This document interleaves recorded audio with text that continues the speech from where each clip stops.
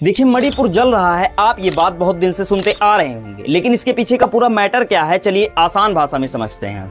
Actually Manipur दो areas में divide है, हिल्स यानी पहाड़ी एरिया और वैली यानी मैदानी एरिया।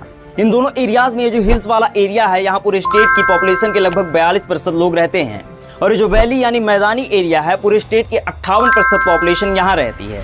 तो जो मैदानी एरिया है, यहाँ जगह बहुत कम है लेकिन पॉपुलेशन बहुत ज़्यादा है, और इस मैदानी एरिया में मेजोरिटी यानी बड़ी संख्या में हिंदू धर्म के लोग रहते हैं, जिन्हें मैतेई कहा जाता है। ये जनरल ओबीसी और एससी कैटेगरी में आते हैं, और इन हिल्स वाले एरियाज में कुकी और नागा कम्युनिटी के लोग बड़ी संख्या में रहते हैं, जिसमें ज़्यादातर क्रिश्चियन धर्म को फॉलो करते हैं, और ये लोग एसटी कैटेगरी में आते हैं। तो जो हिल्स वाला एरिया है, इसके लिए 1960s में इंडियन सेंट्रल गवर्नमेंट की देखरेख में एक नियम बना, MLR एंड LR एक्ट। इसके अकॉर्डिंग यहाँ पर केवल ट्राइबल कम्युनिटी यानी नागा और कुकीज ही जमीन खरीद सकते हैं।